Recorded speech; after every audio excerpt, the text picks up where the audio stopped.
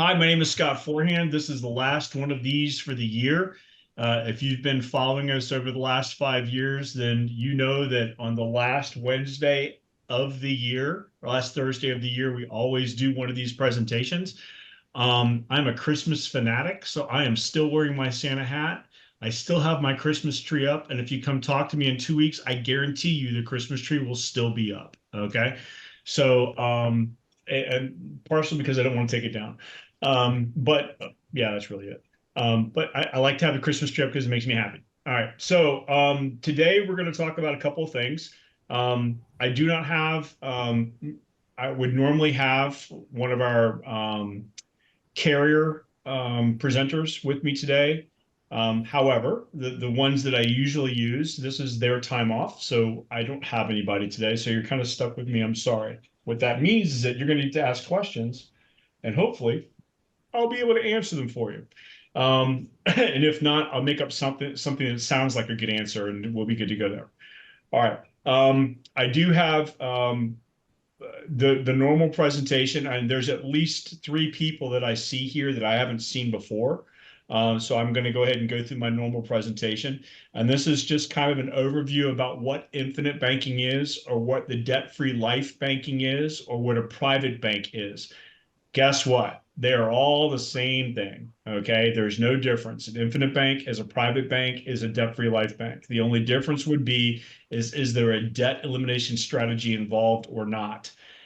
There is no restriction or limitation of having a debt that says you can't do it if you only have one debt. That's not true. Any number of debts will work, including just a mortgage. So you've heard some people, I've seen some other people and some other noise out there that says you can't do it if you only have one debt. No, that's not true. It'll work for any amount of debt. As a matter of fact, if the only debt you have is a mortgage, the net result will be that mortgage will be cut in length of time at least in half. Okay. So the idea is that these work for anything. As far as a debt elimination strategy, it combines two separate powerful financial tools.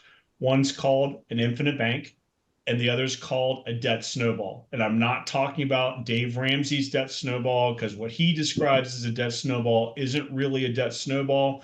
What he describes as a debt snowball is actually technically what's called a debt stack. And to give you an example of what I mean by the difference, a debt stack is one way that you can eliminate debt. So if you've got three debts, that's three times two. There's six potential orders that you can pay off those three debts: debt ABC, debt ACB, debt A, BCA, BAC, and then CBA, CAB. So there's six different ways you could pay off those six debts, right? If you have a debt stack, you got a 1 in 6 chance of calling it right. A debt snowball is always, by definition, the fastest way to eliminate that debt with the most amount of capital at the end. That's the game. It's not just how fast can you pay it off, it's how fast can you pay it off and have the most amount of money left over. And there's only one way ever. So I just did a three debt example. What about if it's four? Four times three times two. Well, at four debts, there's 24 possible combinations. What about if it's five debts? Five times four times three times two. 120 possible combinations. What about if it's six? Six times five times four times three times two. 720.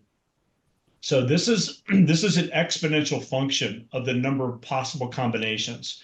And when you get to the average number of debts that the American household has, which is seven, okay, when you get to that point, there's well over 2,000 different ways you can pay off that debt, 2,000 different orders, but only one of them is the fastest way. So when you're looking at doing these programs, whether you're a consumer or whether you're an agent, broker, underwriter trying to be able to offer these programs to your clients, I strongly urge you to get a tried, true, and tested piece of software to do it. I've done the math manually one time for someone with five debts. It took me 8 hours to do one combination, one, not the 720 that there actually were. Okay, so buy that piece of software. The one I use cost about 50 grand.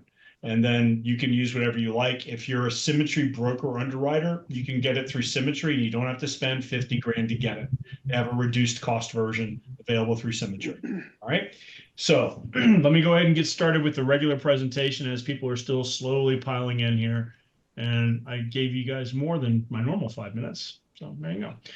Mr. Simpkin, can you see my screen, sir? Yes, I can.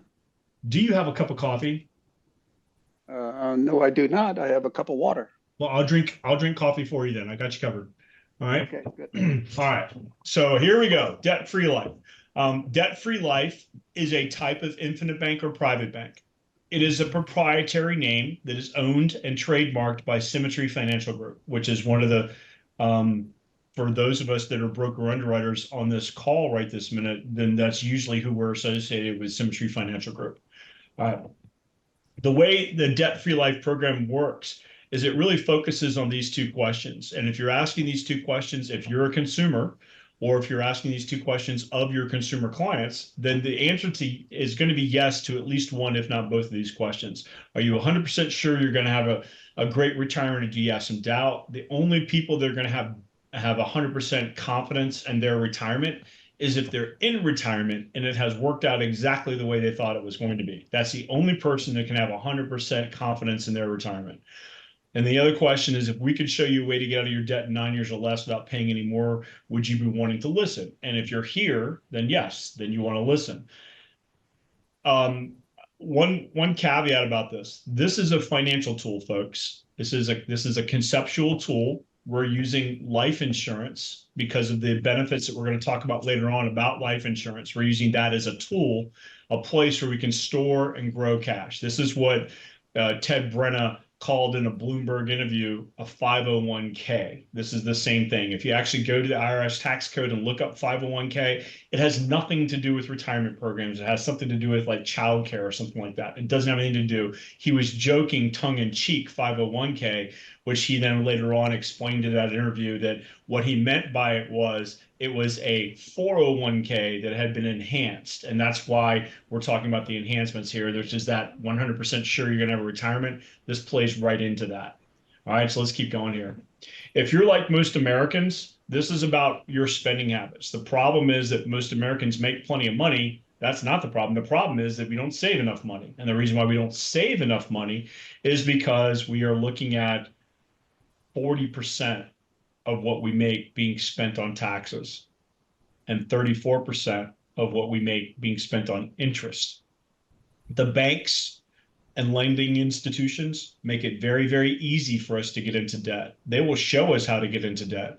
They will show us how to fix our credit to the point where we can get deeper in debt. And they are happy to do that. They are not real easy with the information when it comes to ways of getting out of debt. They don't want you to get out of debt. They want you to stay in debt because that's how they make money. Okay, let's be real. So the problem that our country, biggest problem that I can see that our country is facing is $33 trillion and climbing in debt.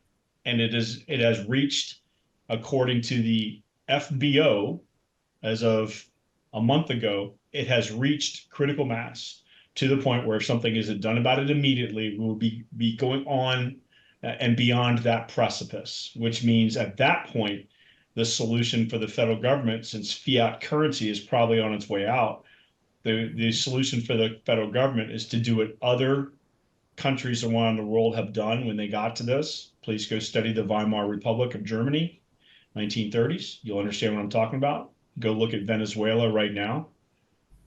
You will see what happens is, in order to eliminate countrywide debt, they'll start nationalizing businesses. And it is, unfortunately, I think, maybe where we're headed. But you don't have to play their game if you don't want to. And this is what a debt-free life bank allows you to do. As I mentioned, the American population makes plenty of money. The average US citizen makes about $2 million in their lifetime. That's good money. If you spend it correctly, it's great money. If you save it correctly, it's even greater money. If you don't spend or save correctly, it's not enough money. So what do? You do what you can. The average American saves about 3% of their money for retirement.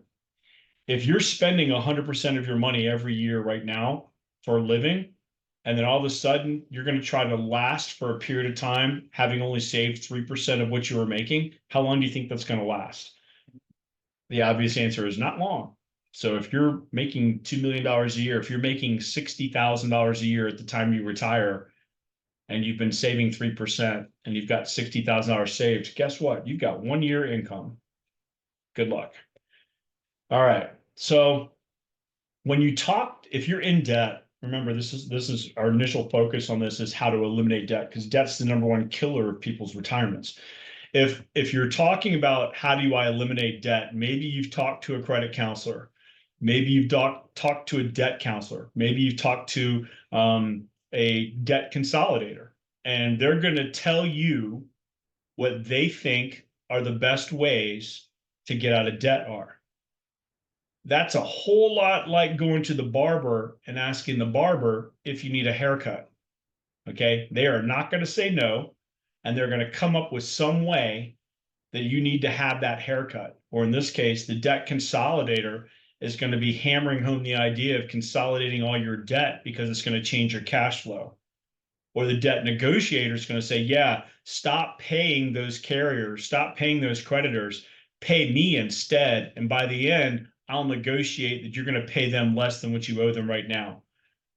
By the way, we're going to destroy your credit in the process. You're not going to be able to buy anything of any means for the next 5 years, but we'll make it so that that $80,000 that you owe, you're actually only going to pay $40,000. If you talk to a debt counselor, they're going to tell you do some other things. Go get another job, work extra money, tighten your belt, go eat tuna fish and ramen.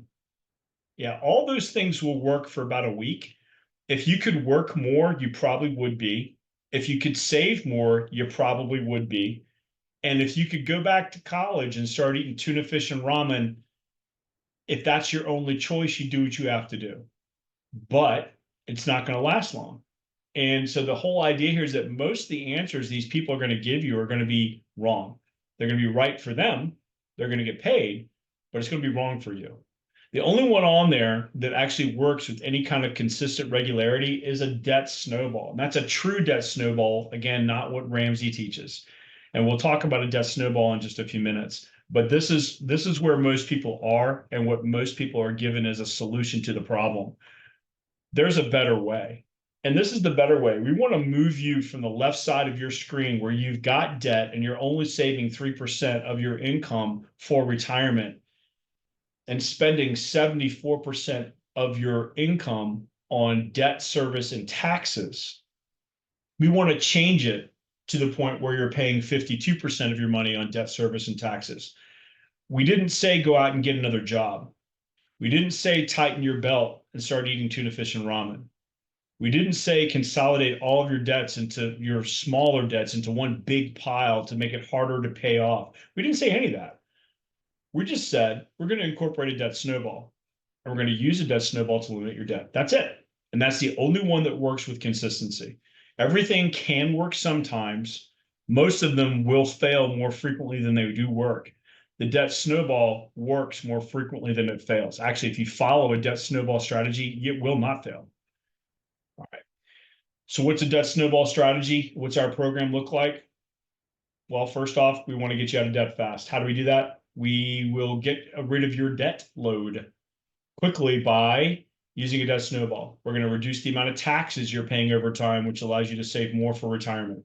We're going to reduce the amount of money you're paying in interest over time, allowing you to pay and save more for retirement. We're going to increase your actual cash flow, your regular daily cash flow, because I know that if we create a program for you where you have to tighten the belt, you're not likely to continue or complete the program. So we want to make it so that it doesn't have, there's no pain in it for you. Okay. So in our plans, typically what we're doing is we're just changing the way you're spending or saving money so that you won't be spending or saving money in an inefficient way, the way that you are right now. And I'll demonstrate that in just a few minutes. And then finally, if we can put this money in a place where you're going to have a tax advantaged retirement. So you can have tax deferred, tax advantaged, tax free, tax exempt. There's different variances of of tax advantaged. In my opinion, the best one, the best tax advantage, the best tax favored result is one that you don't have to pay any tax on. That's the best in my book, and that's where I want to be. All right. So you've heard a lot of noise if you're listening out there. There's a lot of noise out there about these different types of infinite bank or private bank concepts. There's 5 primary kinds that I can identify. There's one that's based on a home equity line of credit. If you're in a home equity line of credit, you know right now, you know how bad of an idea that is with the rates getting as high as they are, and how dangerous that is considering a home equity line of credit in the initial, who offers them? Banks. And in the initial offering, it's interest only. Why? Because it's affordable and you think you're getting a hell of a deal. No, you're deferring the interest. Maybe you're paying just the interest. You may be making a little tiny bit of headway, but you're not really getting ahead. And when the time comes at that 2-year, 4-year, or 5-year mark in that home equity line of credit where they're going to start including principal, or you've got that big balloon coming in 10 years, that's when it gets real. And that's when, like one of my clients right now, she was in one of those home equity line of credit programs where she actually refinanced her entire house into a HELOC, got rid of her primary mortgage because she got to go down to 2.1% interest 3 years ago. Well, guess what? It just adjusted. Guess what her interest rate is now? 8.75%. Guess what? At 8.75% interest only, she can't afford to make her payments. So she's going to lose the house. Now, we're doing what we can to help her, but in the end, we didn't talk her into that program. If anything, if we would have talked her out of it, it's a bad idea. So that's the home equity line of credit version of these infinite banks. The next one, he uses what's called a sweeps campaign. There's specialized software that you can go out there and buy that's designed to interface with banking, and it's designed to move money from one account to another account in rapid fashion so that you can have a registered balance on day one in one account and a registered balance of the same amount of money in day two on the same the same amount of money registered in another account on the same day. So what you're doing is you're moving money from checking to savings, checking to savings, checking to savings, capturing the high interest rate on the savings account, having the relative ease of access on the checking account. That's all it does. Those programs do work. They take time to work. And really, for the one client I had that was a potential user of that program, they were going to be moving about $360,000 a night in that account. And at that rate, you'll be able to make some decent money on the savings side of the equation. But when we did the math for him, because that software costs a lot of money, when we did the math, it was going to be almost 4 years before they broke even just on the cost of the software. So it wasn't worth it for him. So that's number 2 is a sweeps campaign. Numbers 3, 4, and 5 all use different kinds of life insurance products. So number 1 would be a standard whole life, which is what Rockefeller used in the Rockefeller method. The standard whole life is great because it's easy to get into. The underwriting is fairly easy. You still have to be able to qualify for life insurance. And it sets the stage for the premiums to be the same in level, sets the stage for the legacy to be level or growing slowly. Okay. And it's also the only thing that was available back in 1904 when Rockefeller did it. So that one, it's okay. It works. If you read Nelson Nash's book, The Infinite Banking Concept, that's what he based all of his math on in that book, and all of his scenarios were based on using a standard whole life program. It's okay. There's better options out there, which we'll get to in a second, but it's okay. Next is a version that came out in the 1980s, which uses what's called an indexed universal life program. And I'm not going to advertise for the main company that offers these programs because I disagree with their marketing, and I disagree. I think it puts people in a more risky position because you can't guarantee in an indexed universal life program, you can't guarantee any growth.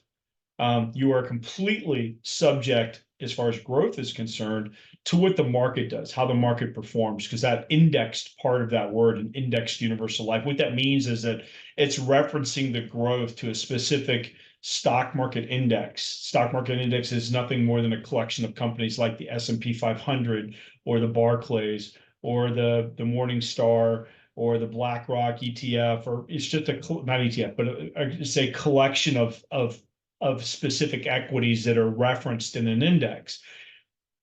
Indexes go up and down just like the stock market goes up and down. So any program that's based on a stock market performing index is also going to be at risk for the stock market performing index. I don't mean that you're going to lose money, but I mean that it's not going to have any growth. There will be years that you have zero growth. In the last 20 years, there's 3 years that all indexes had zero growth. It is what it is. So in an IUL, there will be years when you have zero growth. Okay.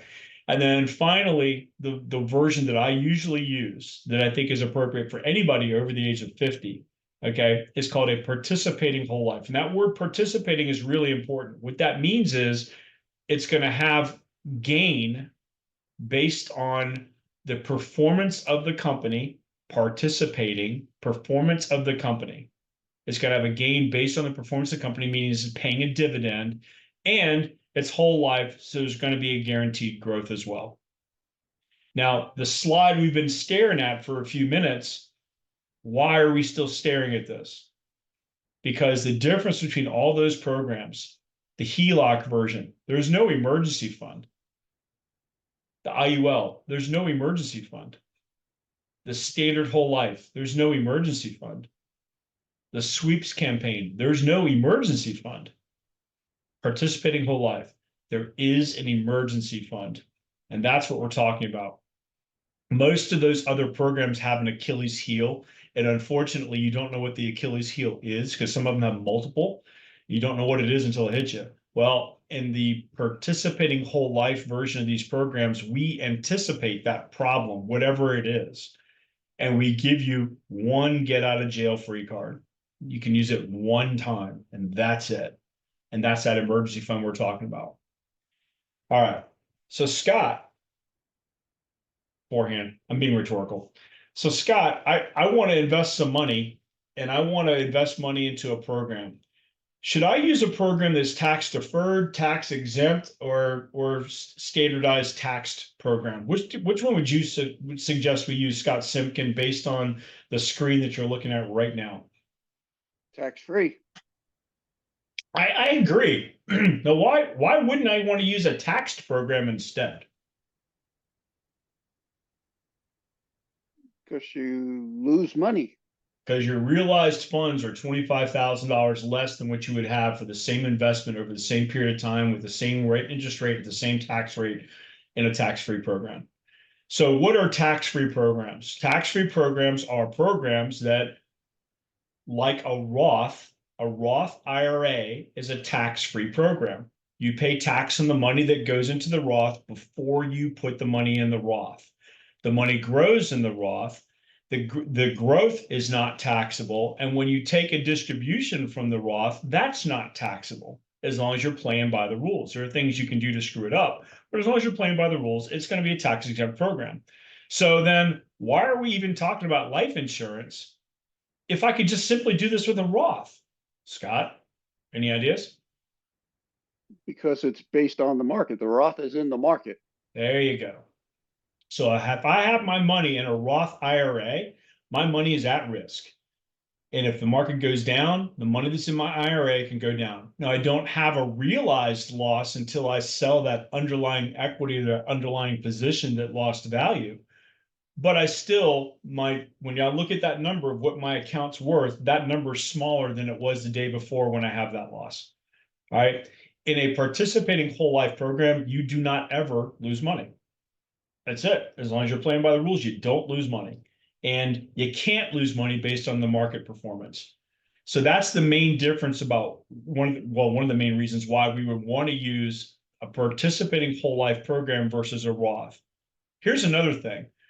In a Roth, as soon as I take money from a Roth and I put that money in my checking account and I spend it, that money's gone forever.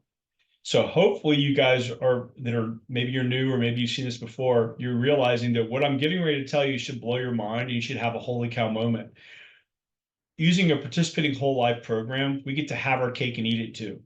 I get to have my money invested. I get to borrow against it, use the money that I borrowed for whatever I want to use it for because it's my money. And yet my money is still in the program invested and earning interest. Tax deferred, what is that? That's your standard 401, your standard IRA, your standard 401, 403B, 457, KEOSEP, FIRST, TSP. They're all the same thing. They're all IRAs. This is a financial tool. All financial tools, all financial instruments work in the same series of progression: maximization, accumulation, distribution. Maximization in this example, maximization for people that are trying to get to retirement. If they have debt, the maximization phase is elimination of that debt and getting us to the point where we're maximizing the amount of money we're saving for retirement. That's maximization. Accumulation is the phase of time when we have no debt. We've reached the pinnacle of what we're going to offer as far as, or what we're going to save as far as what we're saving for retirement until we get to retirement. And that point in time when we get to retirement, when we're no longer adding funds to our retirement plan, that's our distribution. That's when we get to take the money from the system to use for whatever you want to use it for within the rules of the system. So if you're in an IRA, there's rules to the maximum amount of money you can take out. If you're in a Roth, same deal, depending on how long you've been in the Roth and what age you are.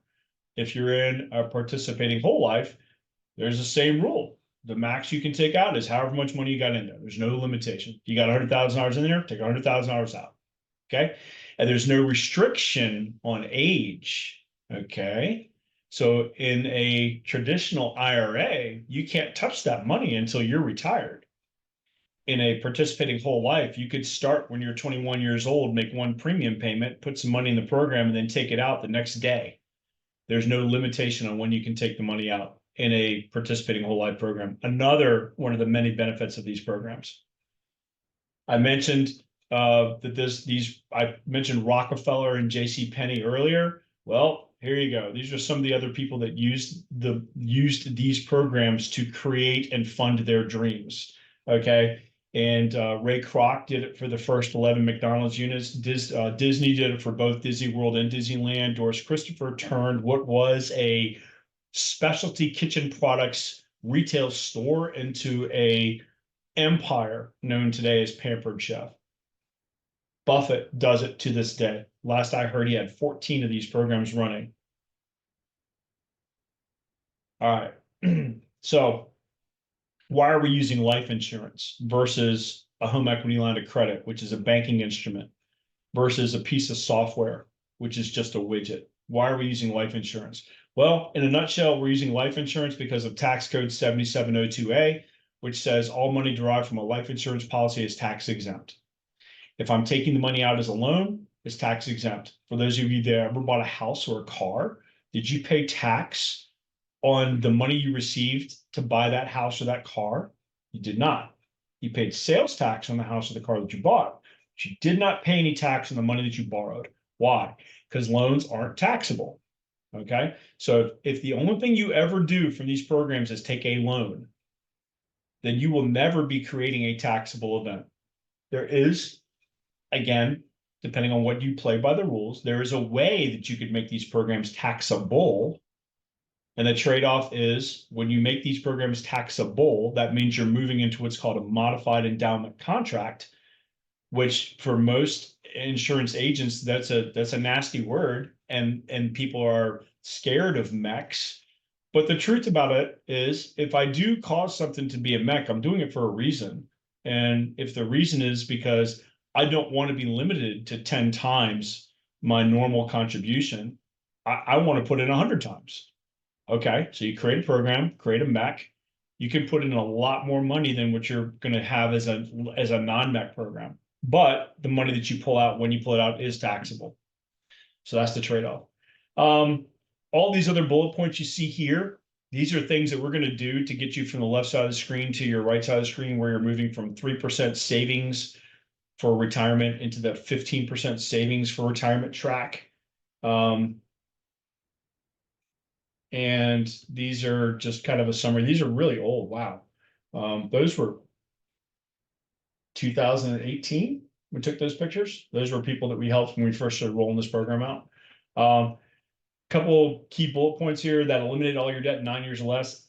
Actually, what I see here is depending on how the client funds the program, 9 years or less isn't really a good barometer. What I see is 15 to 27 years early, really. So if I have somebody with a 30-year mortgage and they're spending or saving their money really inefficiently, look, I don't know, they're putting 20% of their income into a 401k because they feel like they started late, yet they're only getting a 3% match from their employer. In that example, they are overfunding their 401k by 17%. That money would be better off spent saving into a tax-exempt retirement program that you can use to eliminate your debt at the same time. Ding, ding, ding, right? Money in two places at one time. Who'd have thunk it? There's your holy cow moment.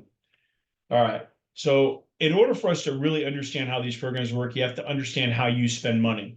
Okay. So if you are working or if you are retired and receiving Social Security, you make money the same way. The money gets made, it gets deposited as income, it goes into your private, your not private, but your commercial brick and mortar bank, Wells Fargo, Bank of America, whoever, doesn't matter. And then your bank sits there. It sits there for an average of 7 days before you actually move it and pay something off with it. And your bank is to make money with that money every night, over and over and over. They make money at the federal funds rate. The statistics on this are the average dollar you put into your bank account makes your bank 61 cents. And they don't even give you a thank you very much. They just take the money and say, if you'd like to borrow some money, we'll be happy to offer you this specialized introductory credit card rate at 0% for the next 3 months. And then it jumps to 29%. They're happy to give you a credit card that charges you 29%. It's awesome. I want to be in that business.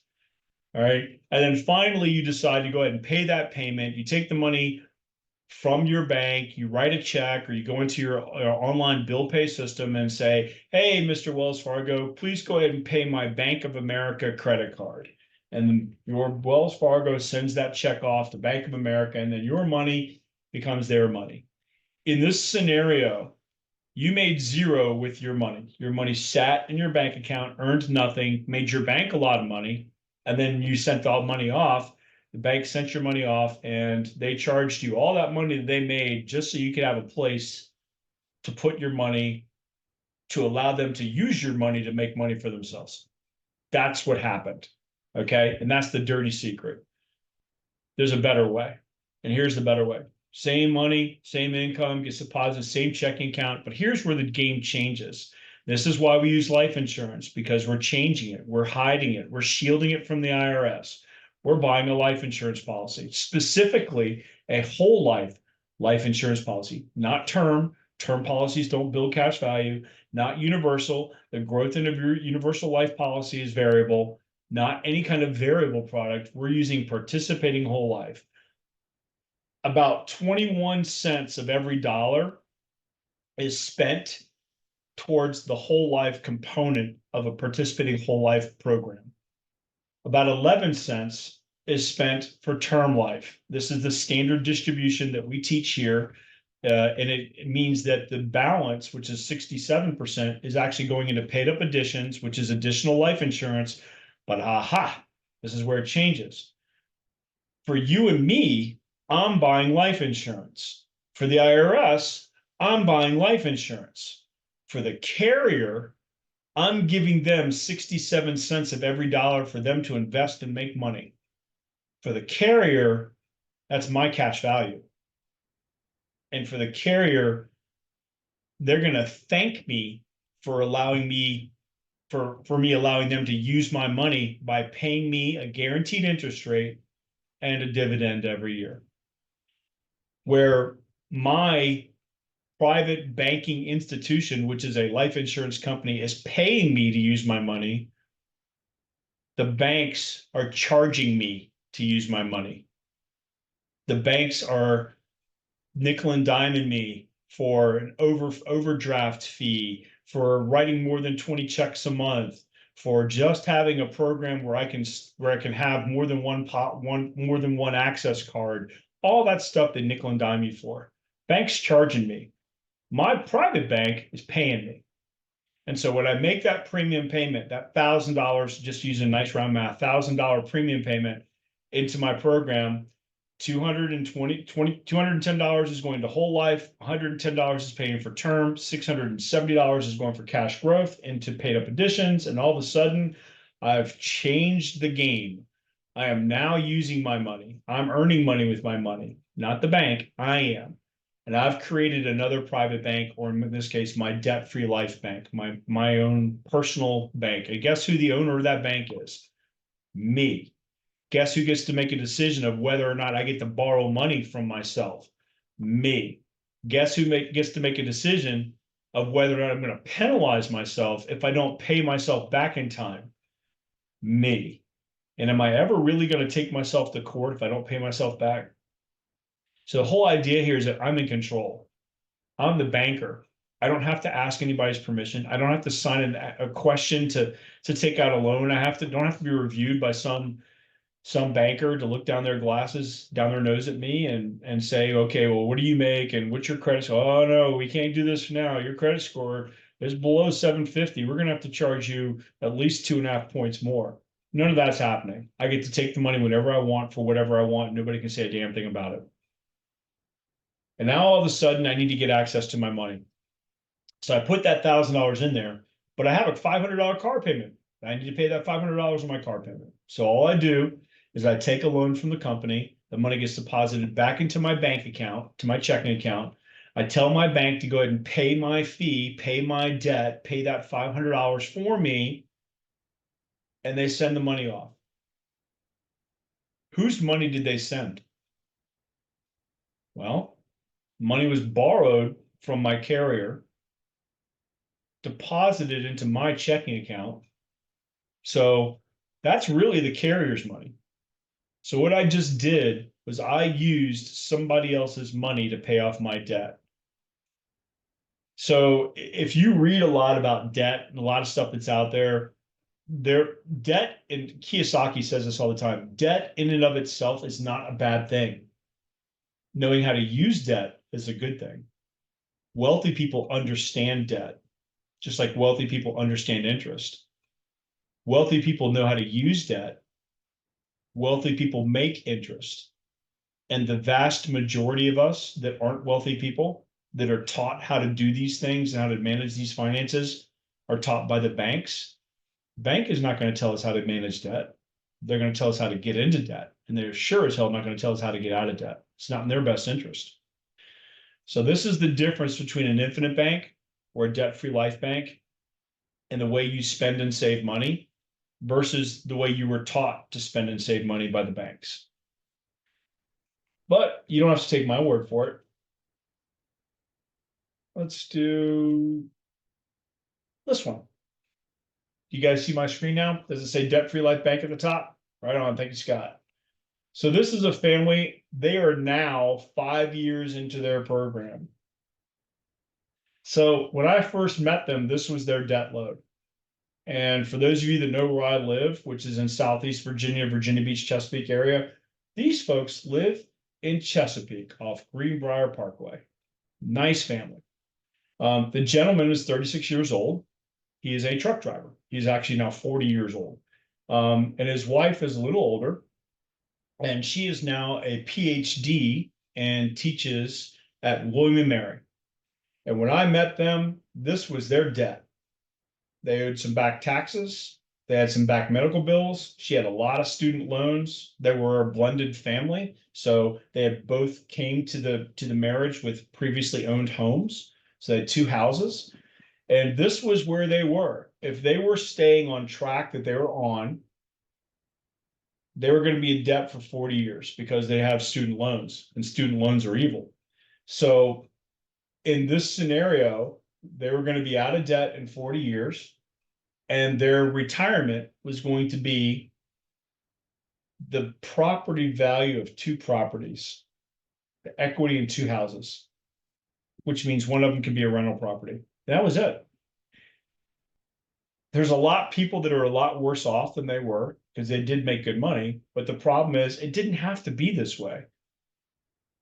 if you look at what their real debt is based on how much scheduled interest they had by paying their mortgage off at the rate that they were paying it off and paying those god awful student loans off at the rate that they paid the student loans off, this is where they were. They were at $767,000 of debt. If they had the money, if they had $585,000, they could write that check today, at the time we did this application, this illustration, and could write that one check and pay off all their debt, they would have, but they couldn't. So they had to finance it, just like most Americans. And why do we do it? Because we're taught to do it that way. And the banks make it real easy for us to get into debt. I keep coming back to that because it's true. So after we ran the numbers for them, this is what we came up with. Remember how I said 15 to 27 years early? Well, in this case, we're actually 32.2 years sooner than what their scheduled debt was going to be. And all that means is that all that time that they got back, all that money they were spending on interest, all that money they were spending on extra taxes over time, all that money came back to them in the form of additional retirement. What does that look like? Well, that's what it looks like. Saved them $182,000 of scheduled interest, got them out of debt 32.2 years sooner. And see that very bottom line? Remember what I said when they were on track to be with 100% equity in two houses as their retirement program with maybe an income stream from one of those being a rental property? That's where they were. So where we are now in this track, they'll still have all that. They'll still have equity in both houses. They'll still have a rental income if they want it, but they'll have $4.8 million of additional wealth. Now, look, folks, this number, this is an extremely conservative number because that number assumes that the interest rate that we're going to get from this program is around 4%. And I'm going to tell you, once you couple this with other financial tools like a derivative annuity, you're not going to get 4%. You're going to get 14%, 16%, 23%, 26%. I've seen it as high as 40% in the last 20 years. And when you couple a derivative annuity with an infinite bank using a debt snowball, holy cow, it's multiplication on multiplication on multiplication. And that's all this is. This is just math. It's not magic. What you see right here is a list. Each one of those yellow bars represents a year in which they're going to be paying one or more debts off. And something I want to pay attention to. Remember, the gentleman, when we did this application, we did this policy, was 36 years old when we started. And you can see that right here, 36 years old. When I asked him when he wanted to retire, he said, I want to retire at 75. Okay. And I said, okay, so if we could get you retired sooner than that, would you want to? He said, sure. And then we asked, well, how much money do you want to be making when you're retired? And he threw out some number. I think it was like 150 grand, something like that. And I said, well, if you do this program and you work until you're 75 years old, you'll be making well over 150 grand. But guess what? If I can get you retired sooner than that, maybe say 55. See this? Year 20. In year 20, he'll be 55 years old. In year 20, see this? The program, the way they were funding it, was $32,130 a year. The value of the program is 1.512 million at the end of 20 years. They've been debt free at that point for 12 or 13 years, which means all we're doing is we're hammering the growth in the retirement side of this. That's all we're doing. We're taking all that debt service that they were spending to losing money, paying interest. Okay, we're taking that money they were spending and losing on paying interest and moved it over here to where we're growing wealth. That's all we did. Okay.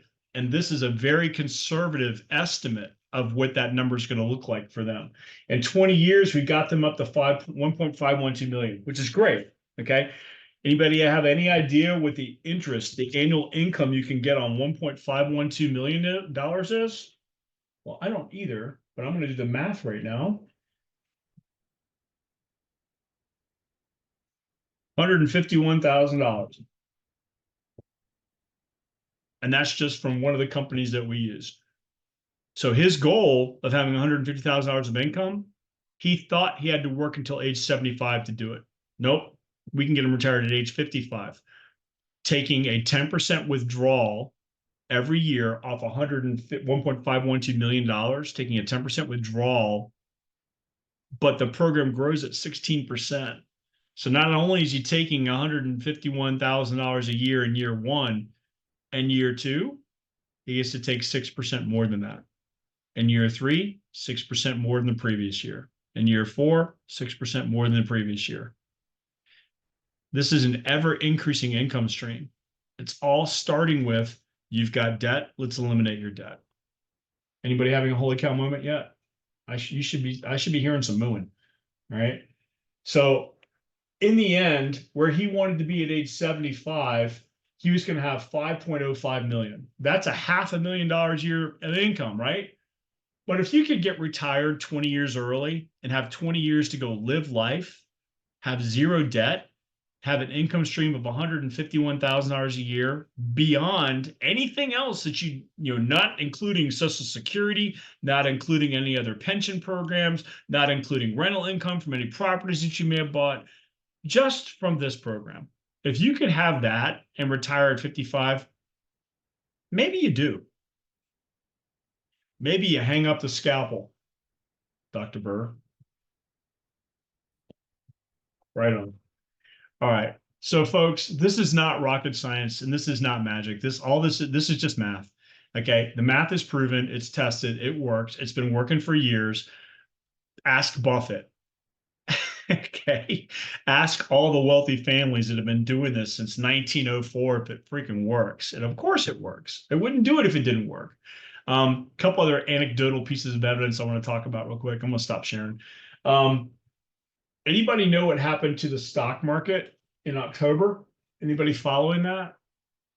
What happened to the S&P? Anybody pay attention? Anybody hear that there was a mass exodus?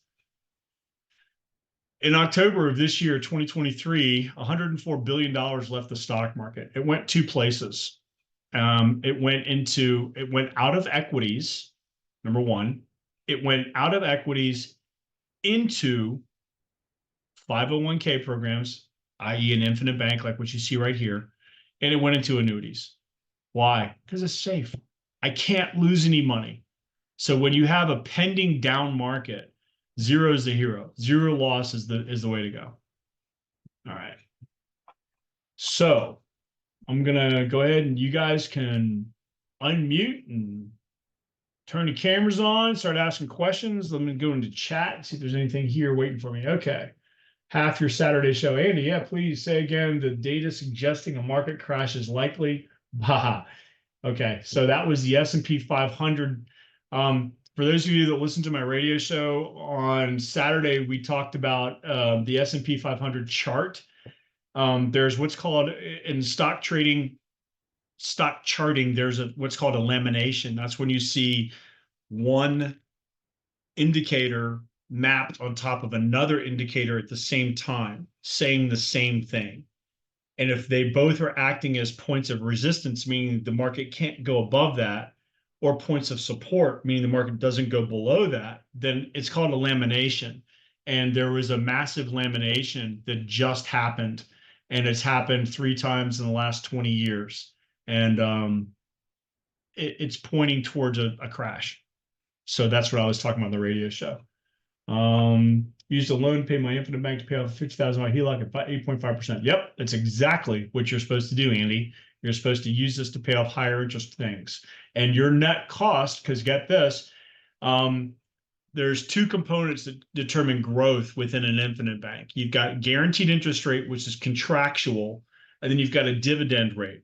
The dividend X rate for these programs just got a boost because the dividend rate for these programs follows the Moody's bond yield, and the Moody's bond yield follows the market in a 2-year lag. So the Moody's bond yield just had a huge bump up. So the main company that I use for these programs just had a 4 times increase in their dividend as of December 1. Hey, Andy. if you guys ever get a chance to go to Andy's house, it smells like an old sea captain's house with the cherry flavored pipe. It's awesome. Okay. Let's see. Move. There you go. All right. So Parker, basically they're moving the money from paying their debt to the DFL and cycling it, loaning it tax-free to pay the debt and eliminating the interest. Yes. October, he lost about 12%, bounced right back due to the impending rate cuts. Yes. And how does crypto play into this process? It doesn't right now. Okay, so crypto, anybody following that? Everybody following El Salvador, what just happened with El Salvador. So now El Salvador is even offering people citizenship if you come into El Salvador and you own Bitcoin. So they're offering citizenship based on an asset, which is unique. Actually, it's not really unique. Like Australia has a $400,000 mark. If you want to come in and be an Australian citizen, if you're going to start a business or bring $400,000 of Australian dollars of capital with you into the economy, then they will give you citizenship. So that's not abnormal. But as far as these things are concerned, this program, the debt-free life program, is not related or linked to crypto. It doesn't mean that you couldn't, because the program is flexible. How you derive money from the program, I said derivative annuities, right? All that means is derivative means the money came from somewhere. Annuities, income stream. A derived annuity, a derived income stream. That's all a derivative annuity is. Whether you're using a real annuity like the Prime Path Pro or the Security Benefits Strategic Growth 7 or the Athene Performance Elite 15, or whichever annuity you want to use, it doesn't have to be an annuity. It could be just an income stream. And the income stream, here's your question about crypto. Your income stream could be, I'm dripping money from the program. I'm doing it every month, every quarter, every semi-annually, every year, whatever your program, the way you funded it allows you to drip money. Where do you put that money? Because you put it into crypto. Absolutely. Should you be buying Bitcoin? No. Should you be buying Ethereum? Maybe. I didn't say that. I'm not advertising for Bitcoin or crypto. Okay. So where you put the money into what derivative you want is entirely your choice. And that's one concept that sometimes becomes difficult for people to understand. Putting money and eliminating a debt is the same thing as putting money into an asset, is the same thing as putting money into a growth process. They're all connected. It's all connected. So as long as you're just not sitting, as long as you're just not letting the money just sit there, doing something with it, making it work for you, you're going to come out better in the long run. All right. Parker, crypto is speculative asset. That's that's an understatement. And only one worth is big. I'm gonna have to disagree with you a little bit there, buddy. There's a huge volume. This is kind of like where Bitcoin is the gold of the precious metals world. Bitcoin is the gold of the crypto world, right? Well, Ethereum is the silver. So what does that mean? If you look over time, the growth of silver, the growth in value of silver is actually faster than the growth in value of gold, simply because it's more affordable for the masses. So going out and buying a coin or buying some kind of coin, Ethereum's cheaper. So it's got more potential rise increase, I think. All right. Let's see. What is the strategy for paying off your infinite bank loans? Okay. So how do you want to pay it back? So there is no specific strategy that works for everybody. You will always pay back a loan from an infinite bank. You will always pay back a loan from an infinite bank. At its core, this is a life insurance policy. What you do with the life insurance policy is entirely up to you. Okay. So if you have $200,000 in your infinite bank and you borrow $190,000 from your infinite bank, depending on the dividend and how long you've had the loan out, there may be enough money coming in from the guaranteed interest and the dividend to pay down that loan for you. If you are continuing to pay your regular premium payments, depending on how that's structured, Your premium payment may be a streamlined policy where you're not paying but like $8 or $9 a month into your paid up additions, which could be used to pay down your loan as well. Or maybe you're funding it like I've got one of my clients who works for a very large, very large insurance company. He is their CEO. He makes a ton of money. He can put enough money just cycling through his dollars where that $80,000 that he took out last year to pay off his Alfa Romeo, he'll replace that money inside of a month or two, just doing his normal monthly premiums. So in that case, he is absolutely earning arbitrage, meaning he's earning more interest on the money that he's got in the program than he's paying on interest on the loans that he took, because the loan's going to get paid off soon. So how you do it is up to you. You can pay the loan off manually by saying, I've got $1,000 a month going to my program, $700 is going into PUA. I want that $700 to pay down my PUA loan. Okay. In that example, you're getting zero cash growth. You are paying down your loan, which every time you pay down a little bit of your loan, you get a little bit of the interest that you paid back. Okay. And you're increasing the delta between your loan cost and your guaranteed gain. You're increasing that delta in a positive manner for you. That's one way. It doesn't grow cash growth that way, because you're not, if you have $1,000 of debt that you owe and $2,000 of loan in the program and you pay $100, if you paid $100 into cash growth, you have this room that you can borrow money again. If you paid $100 towards a debt, you have exactly the same amount of room that you can borrow again. The only difference is if you're here, you're earning interest on $2,100, earning interest on $2,100, earning interest on $2,100. You guys got it? But if you're here, you're earning interest on $2,000. So if the delta, if the difference between this, the amount that you owe, if the interest on the amount that you owe, let's do fast math, make it easy, is $100, okay? And the interest that you're earning on the total $2,000 that's in here is $90, then your cost is $10.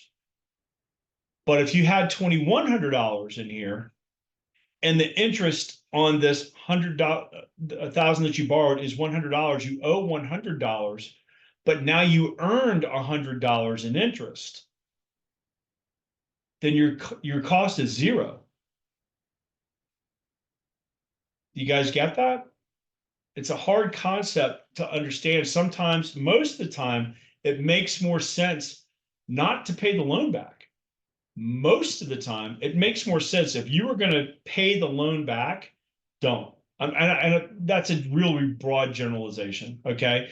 Most of the time, it makes more sense to buy more PUA. Take the money you are going to use to pay down the loan, and instead of choosing to pay the loan off, choose to buy more PUA.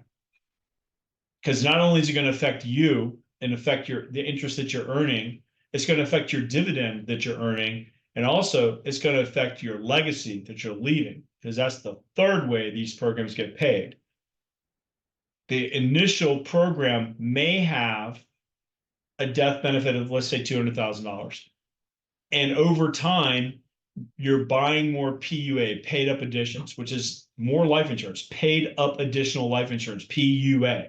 Okay. Most of the time, having more PUA, actually not most of the time, all the time, it's going to generate more life insurance, which means your legacy, put $100 of PUA in here, you're going to get $100 of cash growth and $100, probably $140, maybe $160 of death benefit growth. So remember, 3 ways to pay it off. You can write the check, pay it off manually, or choose that the premium payments that you're making are paying down your paid up addition loan, or you can let the guaranteed interest and dividend pay the loan off for you over time, or no matter what, you will pass. And when you pass, the loan will get paid, but it's paid out of the total death benefit, not just the portion that's associated with PUA. The part that's associated with PUA is the limiting factor of how much you can borrow. All right. Any money pull out prior trades?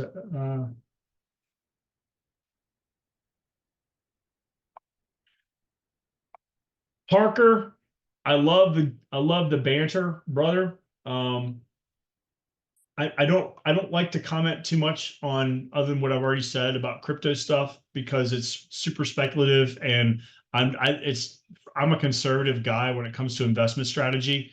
And I try to stay conservative.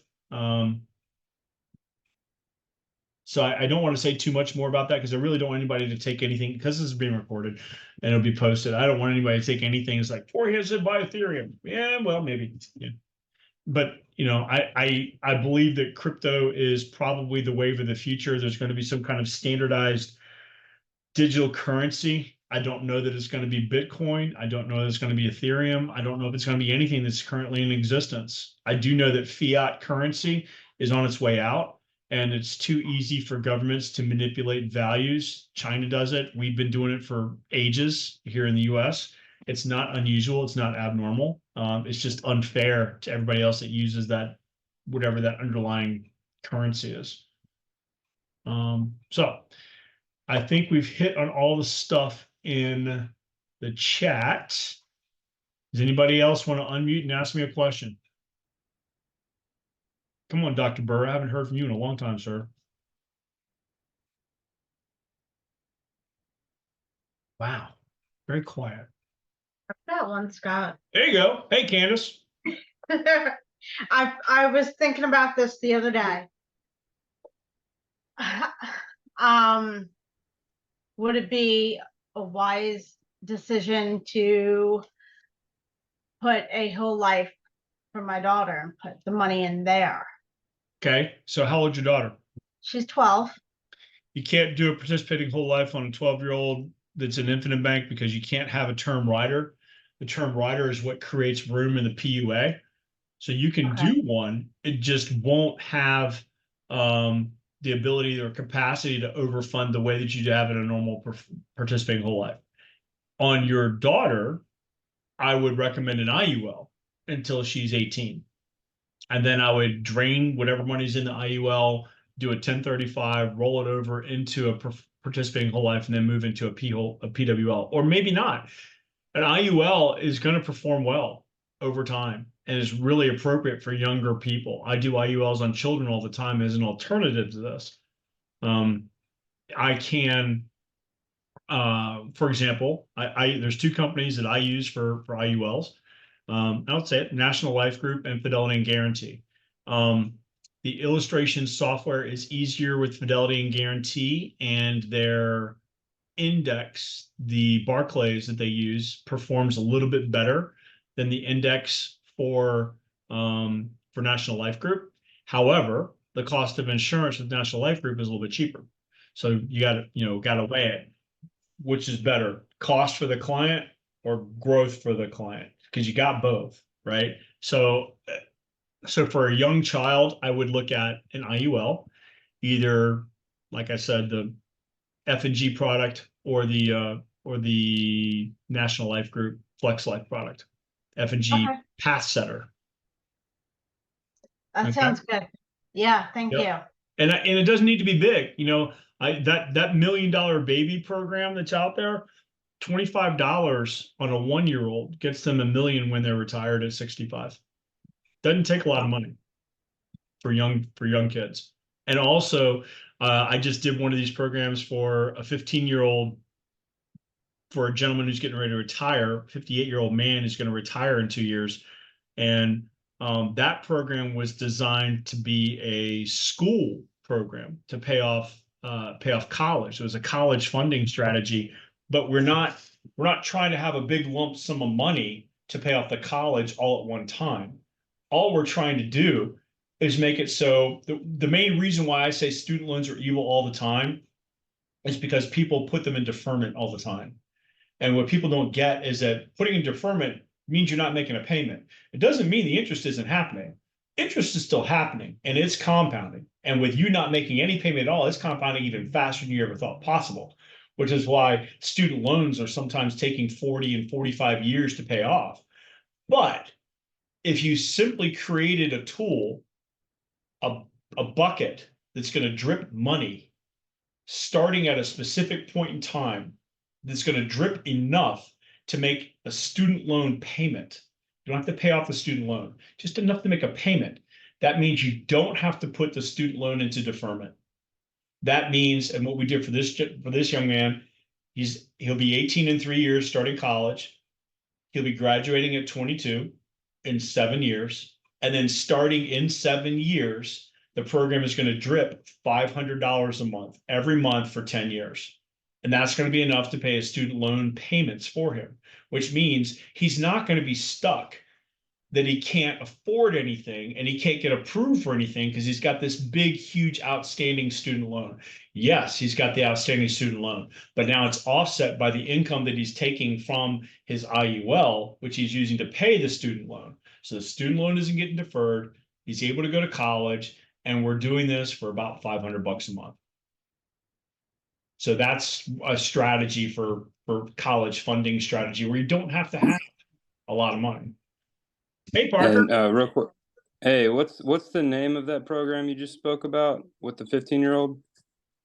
That was a plan that I designed using the Fidelity and Guarantee Path Setter. Is that PAST, like PAST? PATH, like walking a path. Oh, Path Setter. Okay, thank you, sir. Yep. And Parker, that's just one company. There's lots of IULs that are out there. Okay. I like that one company because they have a specific solution that you can use for that. And their illustration software is easy to manipulate. So I can demonstrate dripping the $500 a month starting at a specific period of time. That's all. You'll find companies that you like. All right. Anybody else got any other questions?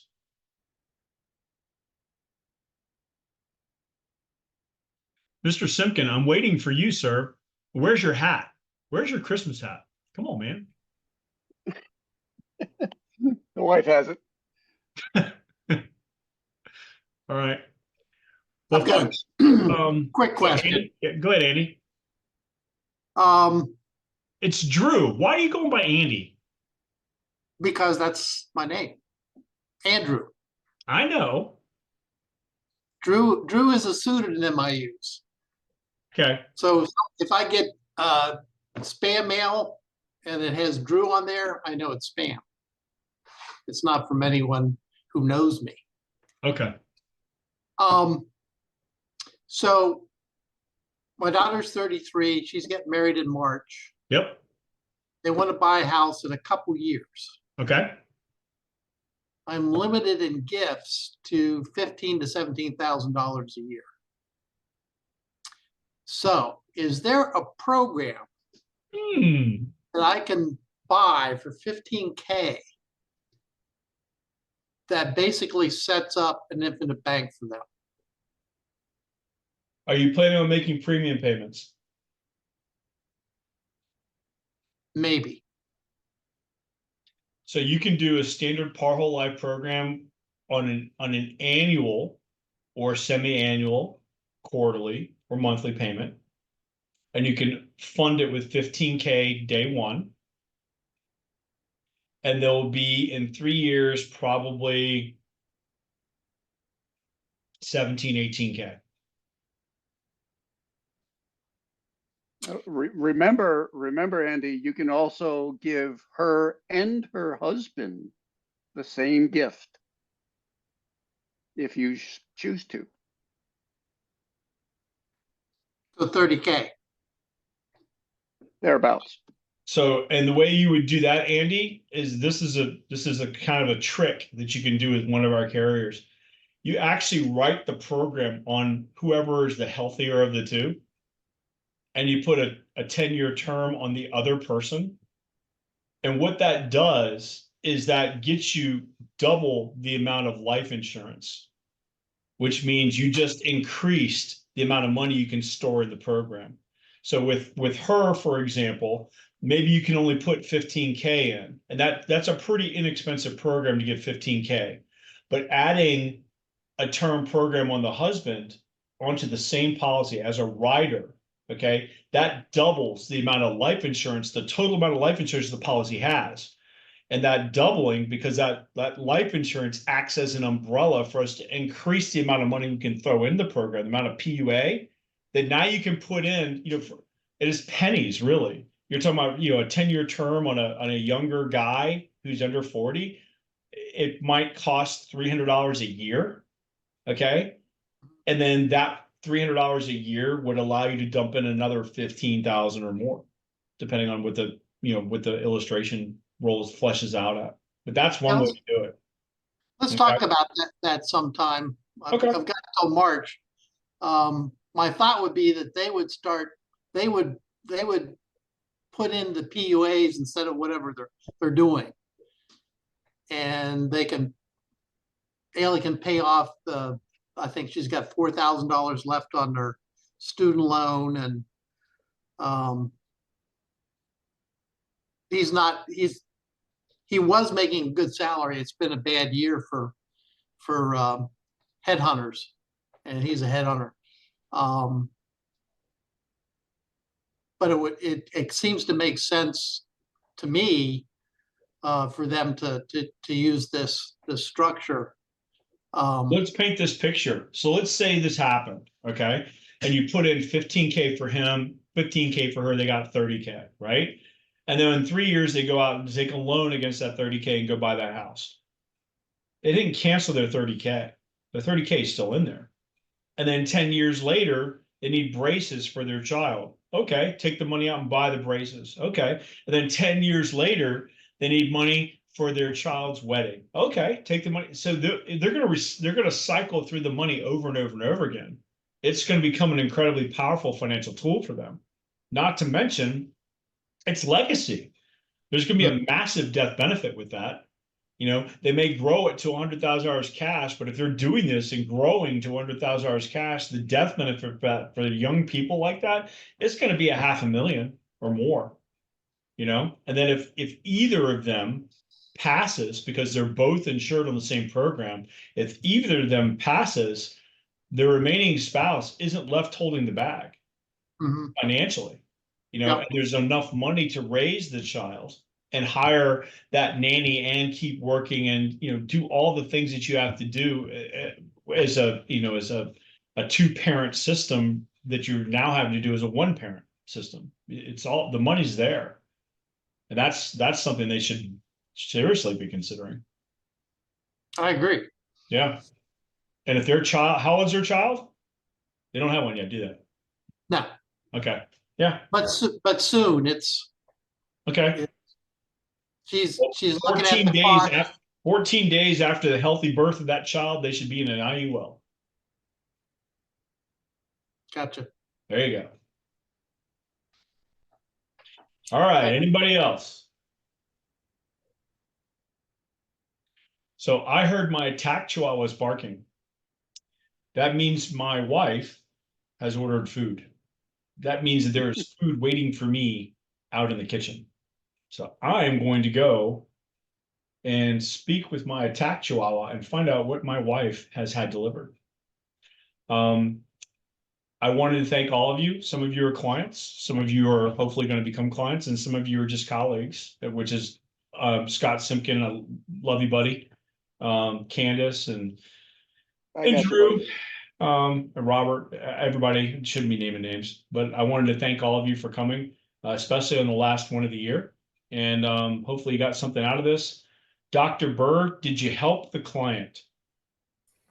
Well, we got such bad internet phone connection that I tried several times and we never got through. And when I tried to call her on my cell phone, it went directly to voicemail and she wouldn't pick up. So I'm going to try again tomorrow. I think maybe Starbucks for coffee might, meet at Starbucks for coffee. It's a great place to write applications. I couldn't agree more. The problem is she's 3.5 hours away. So whatever. Yeah, I might have to pass on that. All right. Thank you, Thanks, Scott. everybody. Thank you, Scott. You've been a tremendous resource for us all year long. Oh, it's fun. This is fun. Hopefully you guys got something out of this, and hopefully the information I gave you was correct. Bye, All righty, buddy. Thank you. everybody. Merry, Happy New Year. Merry Christmas, early Happy New Year.